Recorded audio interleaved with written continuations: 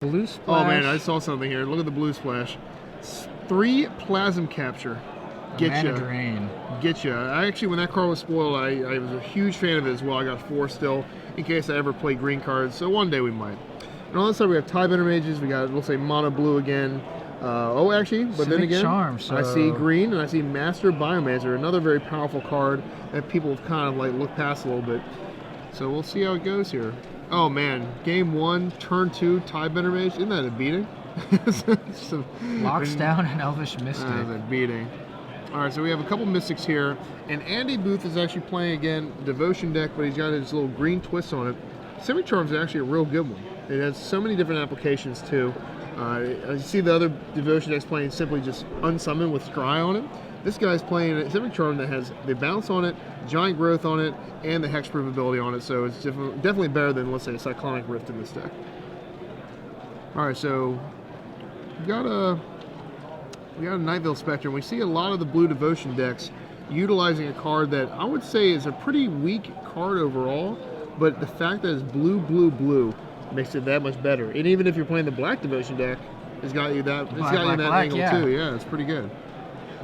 So Andy, the last time we saw a blue-green deck was the old deck with Young Wolves and Rapid Hybridization and all those fun cards that kind of get your super aggression going on over there. This one is a different type of deck. It's very similar to the other mono blue deck, but then again we have a little bit of green to go with it. All right, let's see what we got here. 4, is the Master coming down? Nope, it's the Bident. Oh man, that's pretty good. Not bad again, not bad. Draw 2 cards, exile your card, Zagana. Oh, he might be able to cast that Zagana. Yeah. That's a pretty good card to exile, isn't it? On color. Bomb. Alright, so Ryan's untapping his elf. No, yep. Let's tap that guy down still.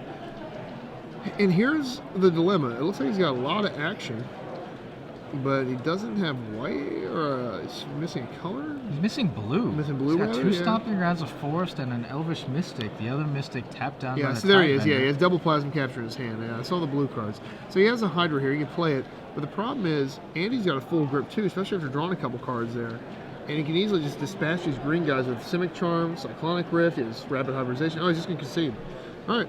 Ryan packs it up. So he's didn't want to give any more information. Unfortunately, Andy did see the blue splash off of the card flip there. And I like and just kind of like segue a little bit, I like the concession here, and I'm a big fan of it because even though you can stick around and like see more cards in their deck and know around, I don't know if you're like me, but I hate getting my teeth stomped in. I hate sitting there just taking a beat and just for an extended period of time. I want to get on to the next game. I want to get my sideboard in there. I want to get shuffled up. It's more of a mental thing for me. I don't have the mental strength to endure beating like that. It depends on your deck. It depends on whether your deck has the ability to come back from situations like that. Right. Like let's say you're playing mono red, the Revelation for like 11 in a turn. Are you going to keep playing that game out? Oh yeah, I keep fighting. You keep playing. I keep fighting. So you're a fighter. I'm not a fighter. I'm a quitter.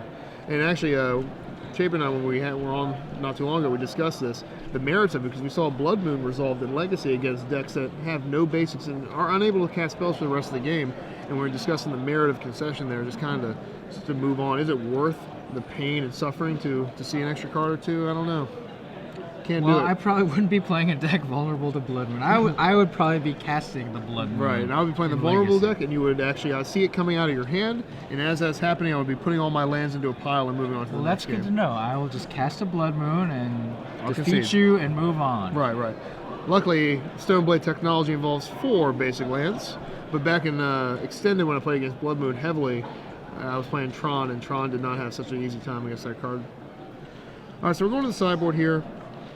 We see another Jace Memory Adept in the blue-green deck. This deck is wild. We got Plasm Capture. They're both wild. These are wild decks.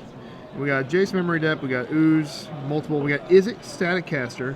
So his green deck, it looks like mono green, but it has a slight red splash for Rourke Thar and slight blue splash for Prime Speaker Zagana, along with Plasm Capture. And he actually has 2 copies of Steam Augury in his deck, too. So Ryan is just pretty much jamming all of his favorite cards into a deck like we discussed earlier. People just love jamming their favorite cards in Standard nowadays and playing it, and still winning. He's 3-0. Every time you say Rurik Thar, a little piece of me dies. Me too. Because this card, why does it have reach? I attacked a flyer into it because it has vigilance too, and then it got blocked. I was like, what do you mean blocked? What sorcery is this?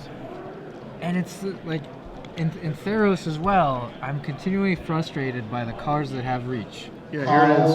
And the 6 damage, obviously the big reason to play this card is just Look at that guy. Does that guy look like, I mean, he's big, but he's not even a giant. He's just an ogre. How is this guy swatting things out of the air? I don't know. Is my question. And maybe, see in the picture here, he's got a little hook on the end of his hand here. Maybe stabbing some flyers. And then in Theros, it's the same thing. That 4/5 snake has reach. Yeah. It's like, a snake has reach? Like it's just high in the branches so it can eat the birds. Yeah, the lore doesn't make too much sense there, but it's definitely, even without the reach, very good card. The reach is just definitely, it came into play a lot during limited too, especially when you open that guy and you have it in play. Because the 6 damage doesn't really play too much in limited because it hurts you as well. But that reach though, you can't get through it. Vigilance, reach is their bashing, so it's very good. On the other side, what do we got here? We got Swan Song. Sing a song. We have Wall of Frost. I saw that. Yeah, Wall of Frost has got double blue in the cost. So that's like a replacement for claustrophobia. Yeah. He's assembling some walls here. You can lock down maybe a little more than claustrophobia. Yeah, hypothetically, yeah. Definitely doesn't want to see a Hydra on the other side. Those things get quite big. It actually attacks through the wall in the first attack there. So yeah, we see a lot of stuff here that's interesting. Definitely newer stuff. Things you haven't seen before. They're both 3-0, so it's kudos to them. We'll see which of the road decks here will come out triumphant.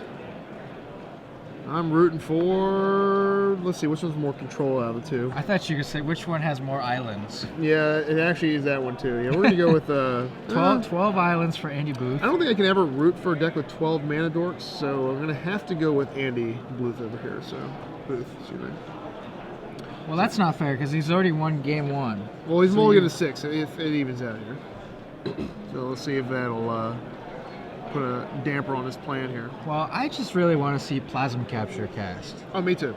He doesn't really have anything to take advantage of it either. He has just the 4 cards. Obviously, Mistcutter Hydra's cool with it too. I guess that's pretty. The question is, what is he trying to do with the Plasm Capture? Have the biggest Hydras of all time. Maybe a Rurik Thar, a gigantic capacity. Oh, he has 3 Swan Song on the sideboard too. These guys are all they're very musical here. This is very good. So Swan Song is a card that most people thought had good legacy applications against Sneak and Show, for example. But it looks like it's seeing some standard play here. Is this because of things like the Hammer of Porphyros and the Biden of Thassa starting to pick up play now in the blue devotion decks? Yeah, it could be. Is there a good answer for those? I don't think so. I think I would just pay 1 more negate, personally, just to avoid them getting a creature and having a narrow answer. It doesn't hit Planeswalkers either, and we've seen the resurgence of Planeswalkers again. And if you guys do not like Planeswalkers, it's just a tough pill to swallow because those things are going to be here for good. Wizards loves their Planeswalkers. Alright, so we have the Sylvan Soldier here of mana production. 0-3 for 2, but it has Hexproof, so pretty good. So let's see if we can evolve our Cloudfin Raptor here. See, why doesn't that have reach? Yeah. It's just a bunch of trees, just like the 2/2 bestow creature. I don't know. These things don't make sense to me anymore. It's a plant as opposed to a dryad, right? So dryads can reach, plants can't. Look how much mana we got here. We have 7 next turn. He's got 1 each now of the mana dorks, as you call them. Oh man, that's a Garrett. That's going to do some real work there. Oh, he's got a Hydra too. And all that Andy Booth has to offer is a Cloudfin Raptor. Can we rename Ryan's deck to Rug Slivers? Can we do that? It's a sliver deck, right? Well, you said there's only the mana weft sliver. Yeah, that's a sliver deck then, right? No? It is no more a sliver deck. There's only 4 Delvers in the Delver deck. They called it Delver. Feels We're good. gonna start calling Andy's deck the weird deck. The weird deck, yeah. Weird, blue-green weird. I like it. There you go. 6 All right, mana. Garrick. Yep. Ugh. All right, Call all of the beasts. And Call looking him at up. It's a his beast deck, party. He's pretty much mono dudes here, so there we go. There's The 3 guys. Thar. And the Prophet. This is a card that another one that's a huge dagger against control, and I'm glad it hasn't seen a lot of play because it just produces just a ton of card advantage. So Andy's got to find an answer. But he doesn't even need to use the -3 ability. He can just never. play the Prophet of Krufix, untap, and then cast a Rurik Thar in Andy's upkeep. Yep. And we see some evolution here. He's reading Garrick, and Andy is in a world of hurt because he has the mana to cast every spell he draws from this Garrick. He's just going to have just tons of mana. And there's Master Biomancer, more notably a limited bomb. Also pretty good in Standard when they had the evolution deck for a little bit, but definitely more of a limited powerhouse here. But here, let's see what it does. Well, it's good with Master of Waves, right? Oh yeah. See, with any kind of token production. That's some weird stuff there. All right, Okay, here we go. Ryan Hipp untaps. Garrick got attacked, and we see 5 more cards. Mist Cutter, Hydra, a second Prophet. So let's start things off with a Prophet, huh? Yep. Question mark, question mark, question mark. Prophet of Krufix. All right, so things More have mana. flash, untap everything in during your opponent's turn. So, or each player's untap step. So not even only your untap step, each player's untap step. That is just. Oh yeah, it's a Commander All-Star. It replaces Seedborn Muse if you have blue and green. Yeah. And Definitely better than Seaborn Muse. yeah, Seedborn Teferi right here. Yeah.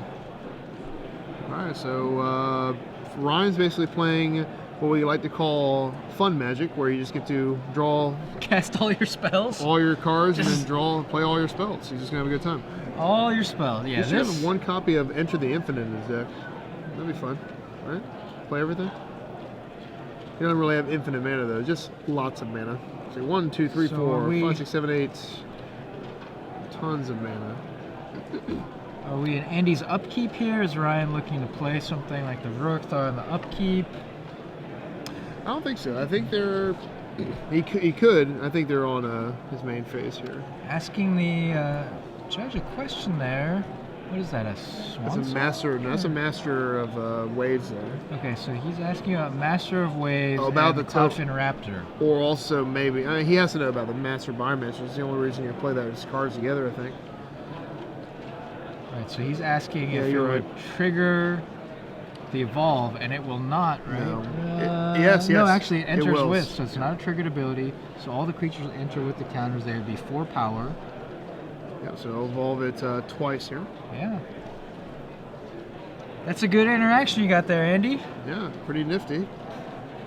So, okay, so we have, like, these decks here, these evolved decks, have evolved themselves, haven't they? We're playing all these sweet cards. We basically turned to mono. The green is super light, and we're going to see many tokens coming into play. Huge 1, 2, creatures. 3, 4, 5 tokens. Going to be a 4/5 Cloudfin Raptor, and yet can't even attack with that. I think he does know about the Rurik Thar, so he can't. Yeah, he's just pretty much gonna have to say go here. But then again, he's not in bad shape. All these guys are gonna have tons of counters on them. And the funny thing is, I don't think we have enough big dice for all those creatures, do we? We're gonna have to just set sail here with little ones. Unless he forgets these Biomancer triggers. Did he forget not the triggers? Does it or just? Yeah, we knew about that Rurik Thar, Andy. Reveal And he it. does have reach. See?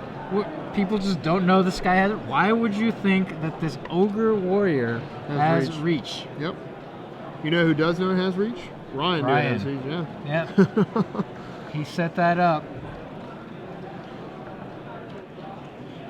Alright, I wonder, what about the tokens on these cards here? Is this, I guess we're just going to have to assume he forgot. I don't know. They might be simplifying it to say, like, these are all X creatures. And This is so much mana. 1, 2, 3, 4, 5, 6, 7, 8, 9. So an 8/8 Mistcutter Hydra. And it's got haste. That card's been surprisingly... And protection from blue. That card's been surprisingly good in this format because of all the mono blue devotion decks. Oh, he tangles with the Runic Thar. Does he know that... What are the sizes of these creatures? I just want to know. Let's assume they're 2/1s for now. They have to be 4/3s, right? Yeah, maybe we'll give a little word down from the booth there. They're 4/3s or they're 2/1s? Oh, they're getting counters. Okay, so we're good. And Ryan just swung in with his Ruric Thar. I'm just going to double block that and kill it, I guess. So. Yeah, certainly. Oh, actually, it's pro red too. You can just throw the master in front of it. Actually, you only lose 1 token. You put a token, you put a master in front of it. And that will dispatch it. And the Hydra is an 8/8, so 2 more tokens there. Yeah. Not the most profitable Oh, attack. no, he can't block it. It's pro blue.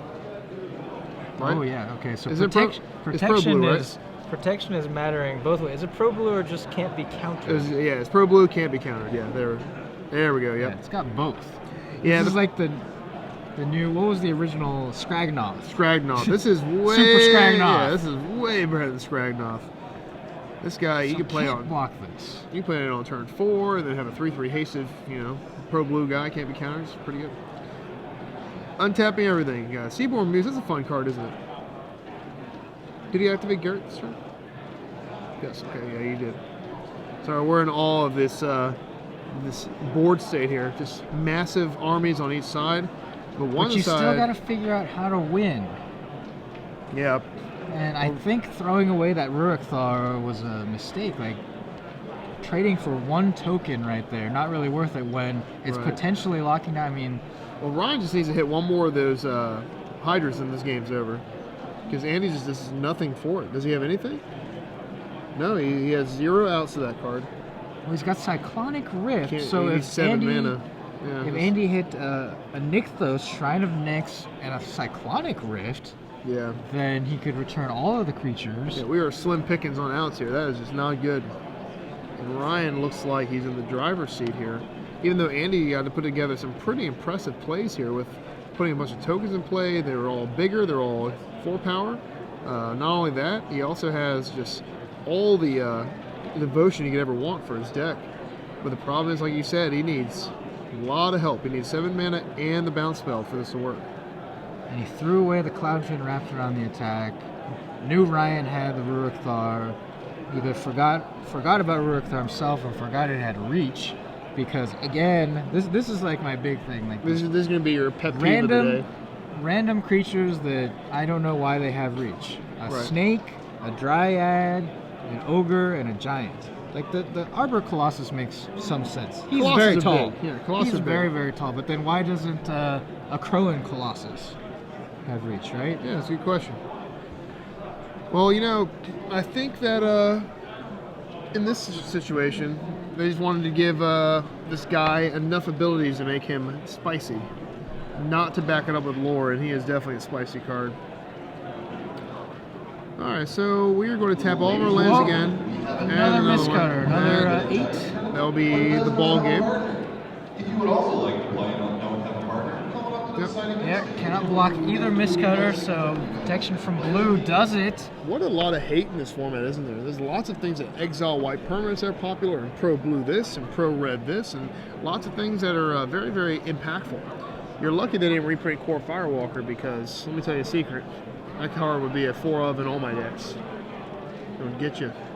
You get me? Get you. No. I remember people I would trying find to. a way. You would find a way. I remember people trying to Goblin Guide past my Core Firewalkers, and it never worked out for them. Did I not would work just- out. Oh, well, yeah. So, I was wondering why just Suicide Ruric. He has another ability. He has to attack each turn if able. All right. This guy, Well, let's do what a a little. mishmash of abilities. Let's do a on little Ruric. tally here. I'm gonna write down a number. Star City Games viewers here. I'm gonna write down a number, and if you guess it right, you get absolutely nothing, but you get props. So this is how many times I've cast a Ruric Thar in my life.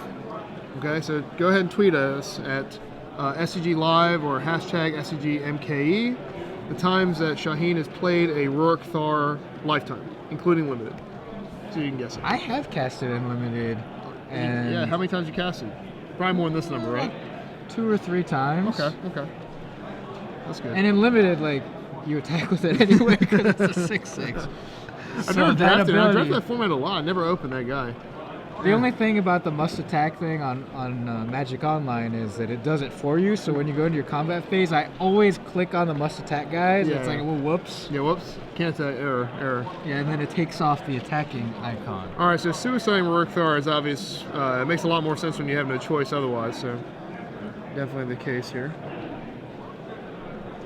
All right, so I was kind of like looking at Twitter a little bit and kind of thinking about Swan Song a little bit more. And you know this is how good that card would be if the mass removal spell was not uncounterable?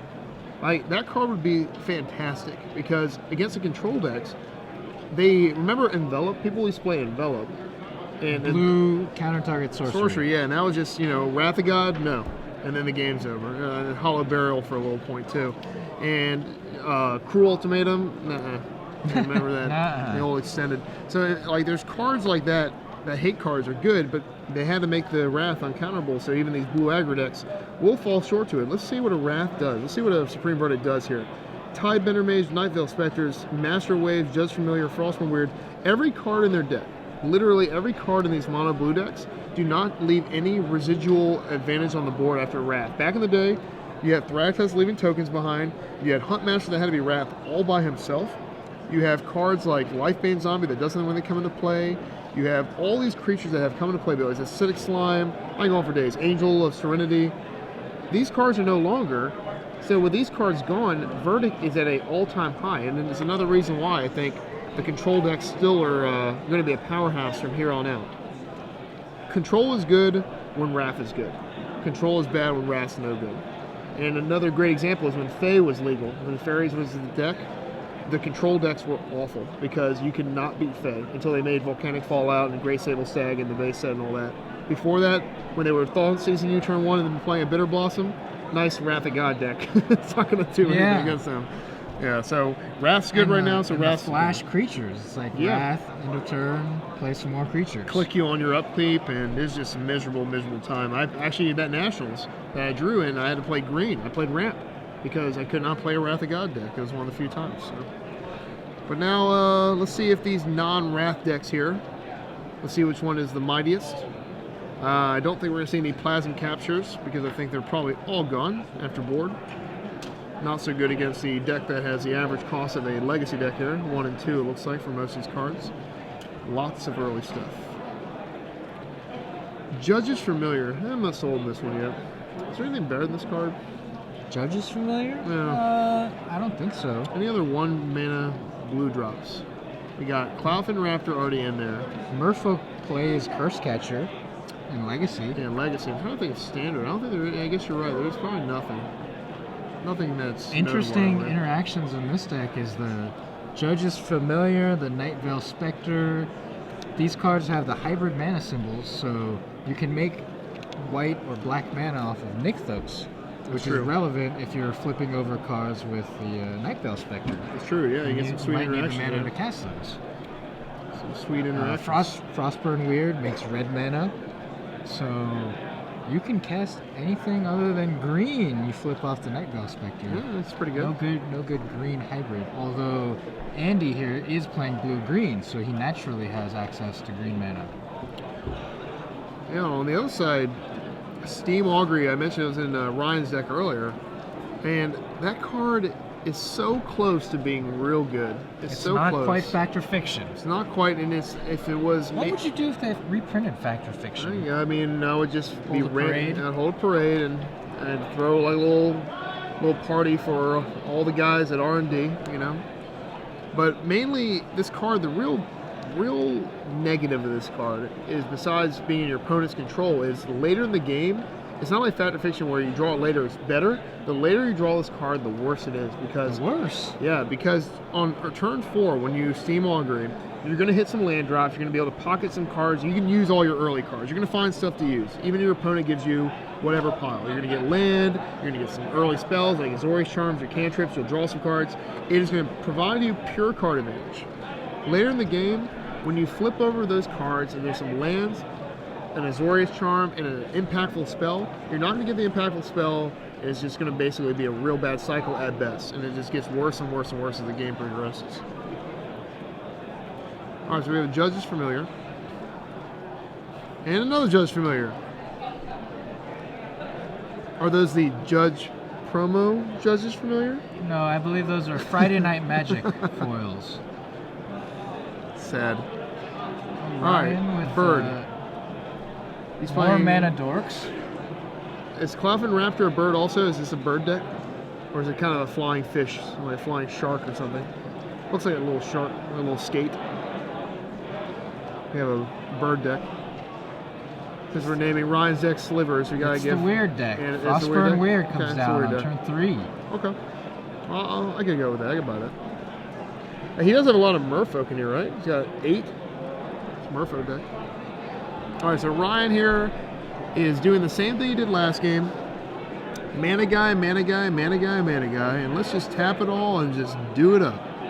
It looks like his hand's pretty weak though. I think this is, what's that blue card? Is that a Swan Song? What is Yeah, that looks like a swan song. Okay. So he did board in Swan Song, even though his opponent doesn't have much to hit with that card. A total of 7 cards in the entire deck. And giving them another flying creature is pretty rough. We are Getting just, aggressive. he says go. So he Interesting saying go there. just wants the Mistcutter to block the Frostborn Weird. You're basically trading 4 damage for 4, but he has to tap all of his lands for that to even come into play. No, I think Ryan missed a valuable opportunity to put this game into a short, easy clock management situation.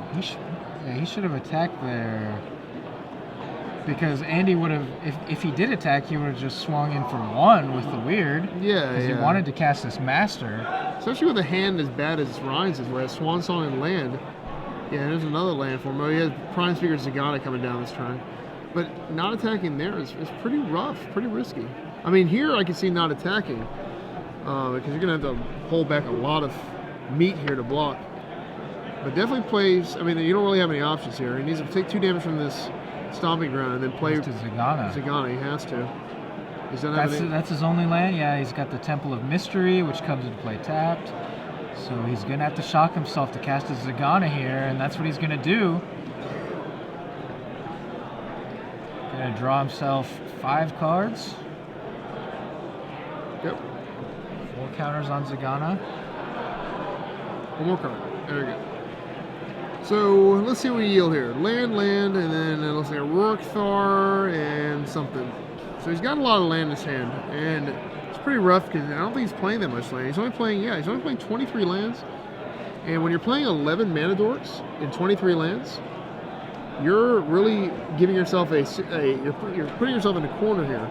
So that's 35 mana sources. That's over half your deck. So this can happen pretty often to you.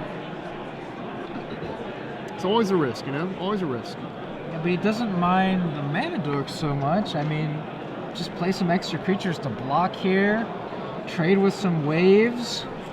Yeah, he has 4 of the Mistcutter Hydras in his deck. And that card is just unbeatable right now. He's got to cut down on the number of waves coming at him. Those 2/1 elemental tokens off the Master of Waves. Yeah, it's definitely He can block 2 creatures here. Take 10. That's a rough spot to be in. Oh, and the Bite man. It. That's gonna draw Andy all the cards he needs to put this game away. But like we said, he still needs an answer for some pro green guys. Peter Noida. Think how big that 4 damage was now. Think how huge it was. To the stage, please. I don't really attack him with just those elementals. I mean, if you're gonna do that, you probably should attack with the Frostborn Weird too. if he'd attacked with the Mistcutter Hydra, he would have taken 1 back from the weird, right? Yeah. So that may actually matter. Well, he also took all this damage too. He only can block 2 guys. I think if I was Andy, I would have probably got in there with a Frostborn Weird too. Yeah, most definitely. Just get another extra point of damage in. Yeah, it'd probably be 2 points because if he wanted to block the Frostborn Weird, he would have taken an additional 2 from one of the wave guys, putting him at 3 life. There's a Simic Charm. Oh, now Simic Charm. Bouncing the Master. Yeah, it can definitely clear a lot of the board over there. Buy yourself a turn and then maybe deploy some more threats. Does he have a Prophet of Krufix yet? That would be a really big one to allow him to utilize all the cards he's drawn off of Prime Speaker Zagana. Yeah, I think sadly, it looks like he just has a lot of land though. He's got at least 2 or 3 more in hand. A Swan Song, a Simic Charm, and there's another Sylvan Caryid there. Okay, so he needs Rurik Thar to keep the Judge's Familiars off his back, because it's got reach. It also has the must attack that I forgot about. So I forgot that he must attack. Andy forgot that he has reach, and you probably forgot that it had vigilance, right? I just don't. I forgot everything about the card. You forgot it existed. Yeah. So All right, let's see what happens deploy here. some Caryatids. Trying to buy himself some time here, get more mana. Does not deploy Rurik Thar, the Unbowed. So, well, now he's attacking with the Mistcutter. Yeah, and I mean, better late than never. It needs to happen though. I don't know. Does he have enough creatures to block all of these threats, or is he just counting on using the Simic Charm to reset the Master here? All right, and congratulations. Buy himself a turn. Congratulations to Cameron Paul Warrior. He was correct in the number of times I've cast Rurik Thar, and the answer is 0. Is it 5? Is 0. Well 0. done. You win nothing. But congratulations and thanks for listening. We appreciate it. Appreciate your help. Definitely a card that's not very potent. Not in the blue decks I play. It would be very counterproductive by playing it and using counterspells behind it. That is a lethal set of Judge's Familiars. Attack for 2 this turn, and then the third one just cast. Yeah. Ryan might have to Swan Song his own spell. Can you do that? Is it a counter spell its controller puts in, I'm sure? He could do that. Yeah. But I believe he needs to have his Simic Charm resolve here on the Master. Or does he have enough creatures on the ground? I don't know about attacking with the Mistcutter Hydra that turn. Well, picture it. If he would attack the first turn and have him at 12, if Ryan drew another Mistcutter Hydra, he'd win this game. Because he could easily deal 12 to him with both Hydras out. Make an 8/8 Hydra, yeah. Yeah, that would have been... So Ryan will definitely kick himself if he draws a Hydra here. Because he doesn't have enough mana to make it lethal at this point. Okay, Andy plays Nykthos, Shrine of Nyx. Oh, Tidebender. Tidebender's gonna tap down something big, probably the Prime Speaker Zagana. You might give all his creatures hexproof, but I don't think it's worth it. I think you need to save it for bouncing, like you said.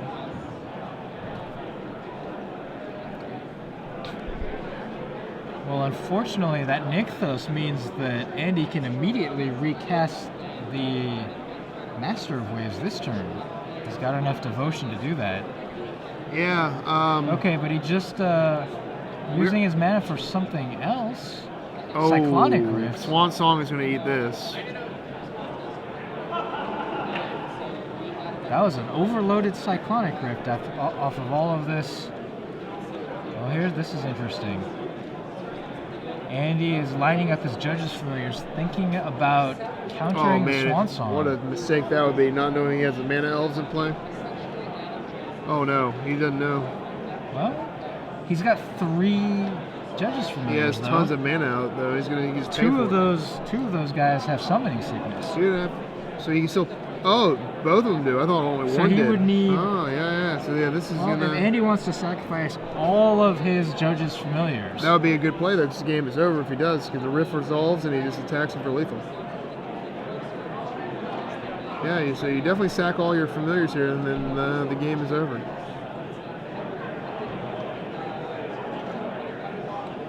Ryan, you don't have a choice. You know, you have to pay for it, and you gotta hope that he makes a mistake.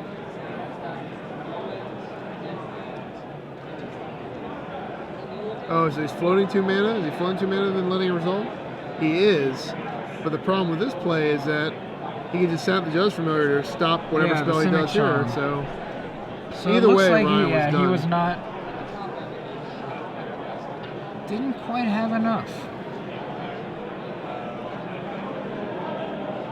Go to my combat. He says Simic Charm, targeting your master. Uses the 2 floating mana. Oh, he doesn't sack a Judge Familiar. Oh. Oh, man. That's a big mistake. Gives Ryan a shot, but what shot does he have? He had all those mana creatures, so now he's just down to 5 lands. Yeah, well. So it was a mistake by Andy. He could have countered this and attacked with the elemental tokens for the win, but doesn't really give Ryan much of an opening. He's got a bunch of land in his hand anyway, so. All right, so Andy Buth wins this game 2-1. Mono Blue Devotion with a splash of green. We are seeing Devotion as probably easily the best mechanic in a long time for competitive play. Yeah, Especially with so this Pro Tour in mind. in the past, best mechanics have been things that basically give you stuff for free. Yes. Cascade, Storm. pretty good mechanics. Storm, Affinity, you're often casting Mirror Enforcers for Phyrexian 0. mana. Phyrexian mana is a Sure. huge one too. So Free Devotion, not exactly free, but the more Devotion you have, the bigger your effect. Yeah. So kind of like a free kicker, maybe. Yeah, and I think no one really, it's hard to see how cards interact with others until those cards become legal and played. So when this card